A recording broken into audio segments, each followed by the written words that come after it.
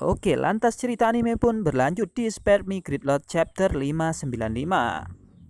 Beberapa hari kemudian, setelah perdebatan antara Lusu dan Sun Yang beserta Sumujun, kali ini Lusu berkultivasi untuk meningkatkan powernya ke ranah level 1.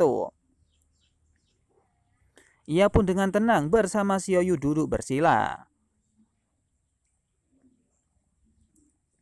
Ia pun nampak khawatir dan resah. Tiba-tiba ada sesuatu yang datang kepadanya. Apa ini? Ucap dari Lusu. Nampak di sini emosi negatif muncul dari Sun Yang dan kelompoknya. Apa yang terjadi ini? Ucap Lusu. Ia pun berkata di dalam hati, apakah ini sangat spesial? Apa yang terjadi dengan kelompok Sun Yang? Kenapa ada begitu banyak emosi negatif di pagi hari? Bukankah itu sudah berakhir? Ucap Lusu yang membayangkan situasi kemarin saat ia mengambil uang dari Sumujun dan bergegas untuk lari. Lusu yang nampak panik melihat hal tersebut, ia pun lantas bergegas untuk melihat-lihat situasi dan kondisi di luar. Namun tak lama kemudian di sini sudah terlihat Sumujun yang menghampiri Lusu dengan tatapan yang malu-malu. Ia pun nampak mengikuti Lusu kemanapun ia pergi, berkat perintah dari Wen Zaifu, yakni sang kaisar surgawi. Ketika Lusu melihat Sumujun berada di luar, ia pun berkata, "Hei, Anda adalah orang dari Kamarin. Mengapa kamu di sini?" ucapnya kepada Sumujun. Lantas Sumujun pun menjawab dan melambaikan tangan kepada Lusu. "Hei nak, kita bertemu lagi, budak dan kamu," ucapnya. "Pergi ke kota raja bersama," ucapnya. Ia pun menyadari bahwasanya sekarang ia adalah budak dari Lusu karena uangnya sudah diambil dan Lusu menjadi tuannya. Lusu pun nampak kaget melihat hal tersebut. Kenapa? Ia pun mengikuti Lusu ke kota kerajaan. Apakah tujuannya sama denganku? Ucapnya. Seketika itu rombongan dari Sun Yang pun terlihat di sana.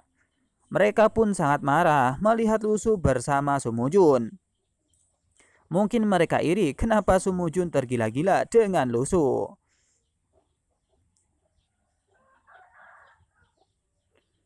Lusu pun nampak bingung, ia pun berkata di dalam hati, tidak heran Sun Yang dan yang lainnya sangat emosional. Apakah Wen Zaifu ini tidak memiliki siapapun? Mengapa Anda mengirim Sumujun ke sini lagi? Ucapnya memikirkan Wen Zaifu yang mengirimkan Sumujun untuk memata-matainya. "Hei Lusu, wanita itu ingin masuk ke mobil kemarin," ucapnya. Yakni terlihat di sana Xiaoyu yang menghentikan Lusu menatap Sumujun. Lantas Lusu pun berkata, "Saya akan menyelesaikannya," ucapnya kepada Xiaoyu. Tak lama kemudian di sini Mao Xiaoya, ia pun melihat Lusu dengan sangat frustasi. "Jika saya tahu ada begitu banyak orang bodoh di dunia ini, saya tidak akan memberikannya uang." Wajah Mosioba kini bukanlah hal yang baik, mengapa tidak rusak, ucapnya.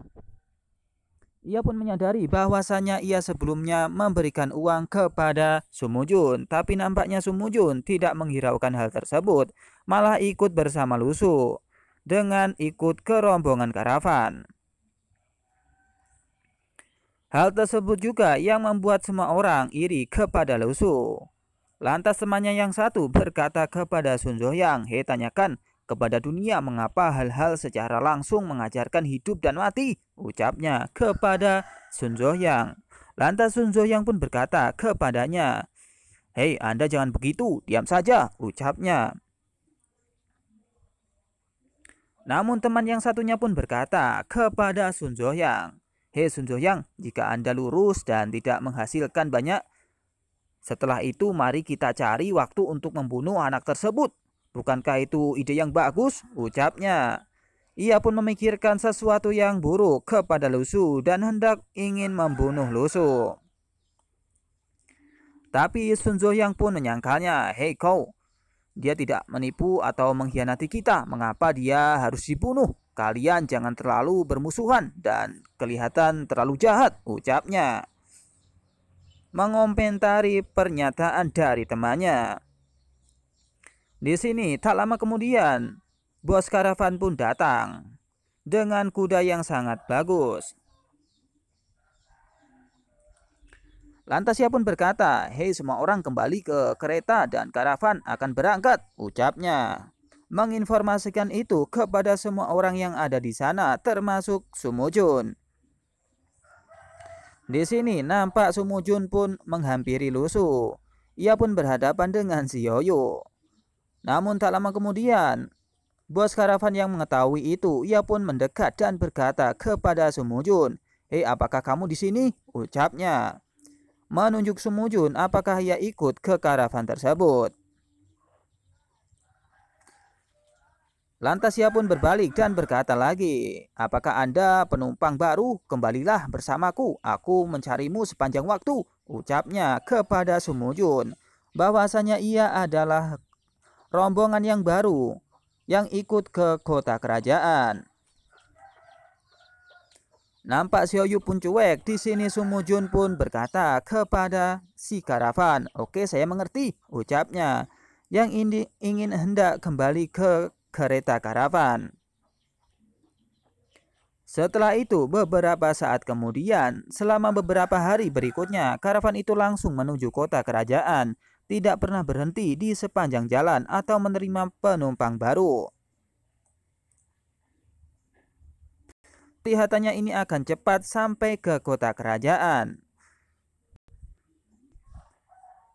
Namun di perjalanan di sini Lusu melihat si bos tampak bingung. Ia pun lantas berkata, "Hei bos kamu jujur, kau di sini. Apakah pasar budak menghasilkan banyak uang? Mengapa Anda tidak menghasilkan uang setelah keluar dari sana?" ucap Lusu kepada bos karavan. Bos karavan yang menyadari hal itu, ia pun lantas berkata kepada Lusu dan sedikit menunduk bingung. "Apa yang kamu tahu? Dunia ini terlalu kacau. Bagaimana jika seseorang menyelinap ke karavan untuk menyerang cabang-cabang emas dan daun giok dari kota kerajaan? Kami tidak mampu menanggung tanggung jawab yang sangat besar tersebut," ucapnya kepada Lusu bahwasanya dia tidak akan main-main jika dia membawa bangsawan dari kerajaan atau Wangcheng.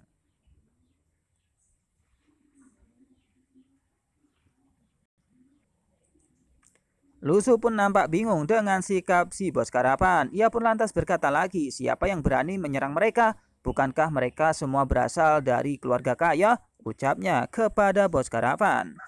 Lantas bos karavan pun berkata kepada Lusu,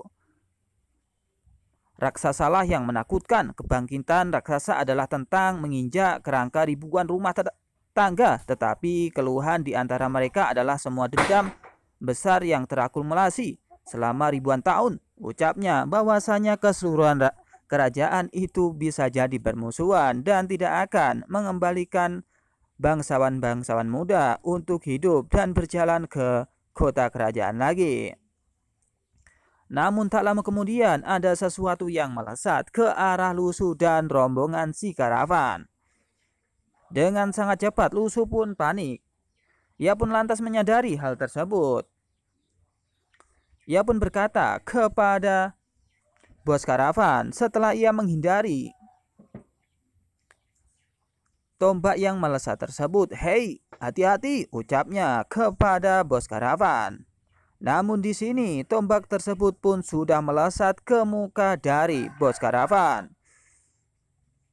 Dengan sangat hati-hati ia pun menoleh dan cusem. "Saya mengandalkan, aku tidak begitu kasar kan?" ucapnya. "Hei, hati-hati," ucapnya kepada rombongan yang lain setelah ia menghindari meskipun ia terkena sedikit dari serangan tersebut. Tak lama kemudian Sun Zoyang dengan kekuatan besar ia pun bertubuh kepada karavan tersebut dan tiba-tiba terjadi ledakan di sana dan bam.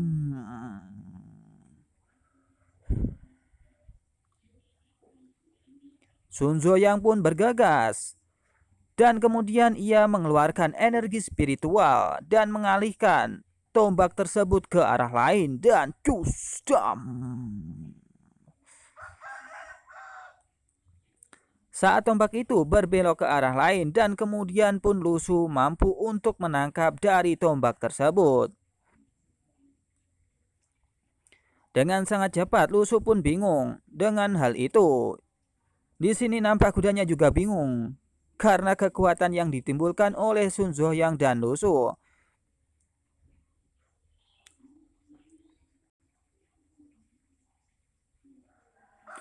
Tak lama kemudian, Sun Zhuoyang pun berkata kepada si karavan. Bahkan Lusu menyadari bahwasanya tombak dan panah tersebut adalah milik orang yang sangat hebat. "Hei, tahu panah ini?" ucapnya. Lantas di sini tombak yang memiliki lapisan emas. Panah ini terbuat dari emas dan besi dan bahkan batangnya setebal kepalan tangan bayi. Tidak seperti orang biasa yang bisa menggunakan dan mengendalikannya, ucapnya. Di sini si bos karavan pun berkata kepada Sun Zhuoyang dan Lusu, Tuan Muda Sun, Anda tidak tahu meskipun hal ini tidak umum, banyak budak-budak pandai dalam hal itu dan tidak mungkin untuk menentukan siapa yang menggunakannya," ucapnya, mengatakan bahwasanya ia tidak terlalu begitu mengetahui. Tapi budak-budak di situ sangat kuat jika ia mengendalikan hal tersebut. Ia pun lantas berkata lagi kepada Sun Zhuoyang, biasanya ada dua situasi di mana mereka menggunakan panah ini. Pertama adalah mereka takut mati, mereka akan keluar terlebih dahulu dan jika mereka menemukan ada sesuatu yang salah, mereka akan segera mundur. Ucapnya menginformasikan bahwasanya ada dua jalur. Pertama, ia akan mengendalikan jika tombak itu dirasa tidak ada yang mampu untuk mengambilnya, maka ia akan menyerang. Jika situasinya yang lain, ia akan kabur dan mundur. Lusu dan Sun Zhuoyang pun bingung dengan situasi tersebut. Lantas ia pun berhenti untuk tidak mengatakan sesuatu lagi. Tapi di sini Sun Zhuoyang pun nampak marah. Ia pun berkata, artinya dia punya tuan, ucapnya kepada si bos karavan. Bos karavan yang bingung, ia lantas berkata kepada Sun Zhuoyang, Anda seharusnya tidak pernah berpikir untuk mengejar dan membunuh mereka. Ada situasi lain, ucapnya memberikan informasi kepada Sun. Sun Zhuoyang pun bingung, ia pun menoleh ke bos karavan dan berkata, tapi itu tidak masalah, ucapnya, karena dia peringkat level 1 dan temannya ada 3 lagi. Mungkin dia akan bisa untuk menghajar para bandit dan begal yang telah mengejarnya dan memberikan panah tersebut kepada rombongan karavan. Di sini pun bos karavan nampak bingung, ia memberikan situasi yang lain lagi. Ia berkata, situasi lain adalah memancing dan menghajar mereka. Berkuda secara khusus ditunjukkan untuk memancing anak-anak Wang Cheng, ucapnya. Di sini ia menjelaskan bahwasanya orang-orang tersebut hanya memancing. Ketika yang dipancing bisa dikendalikan, ia akan emosi dan mengejarnya. Pada saat pengejaran tersebut, ia mungkin akan membunuh rombongan dari Wang Cheng tersebut. Mendengar hal tersebut, lantas Sun Zhuoyang pun bingung. Si bos karavan pun menggambarkan bahwasanya perilaku itu sangatlah tidak umum. Anak-anak di Wang Cheng sombong dan arogan, ucap dari si bos karavan. Terlihat di sini. Orang-orang Wang Cheng pun mengejar dari gerombolan yang telah memancingnya. Kemudian anak-anak Wang Cheng ini akan segera dikepung dan dibunuh oleh para pengembara. Anda juga tahu bahwa budak besar memiliki sejarah panjang dan beberapa dari mereka adalah tuan, ucapnya. Ia pun membayangkan bahwasanya ada banyak orang yang dibunuh karena ia gegabah untuk mengejar musuhnya. Dan serangan balik pun terjadi di sana.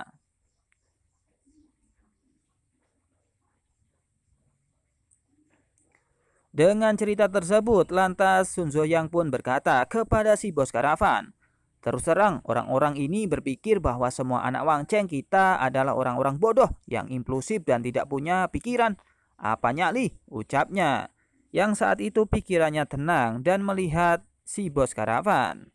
Dan bos karavan pun berkata kepada Sun, "Hahaha, Tuan Muda, Anda tentu saja berbeda dari hantu-hantu mati itu. Orang-orang ini biasanya dipekerjakan," ucapnya kepada Sun Zohyang.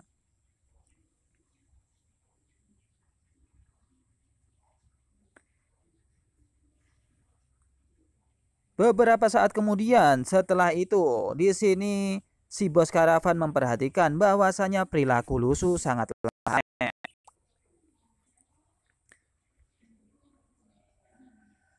Ia nampak seperti orang biasa, tapi cara menghindarnya sangat memukau dan itu mungkin lebih daripada peringkat pertama. Ia pun lantas berpikir di dalam hati, siapa yang bahagia ini Lu? Panah tadi begitu cepat sehingga bahkan ahli tingkat kedua seperti saya tidak punya waktu untuk menghindar, tapi dia mampu untuk menghindar dengan sangat cepat. Ucapnya berpikir dan mengintai bahwasanya Lusu adalah orang yang berbeda.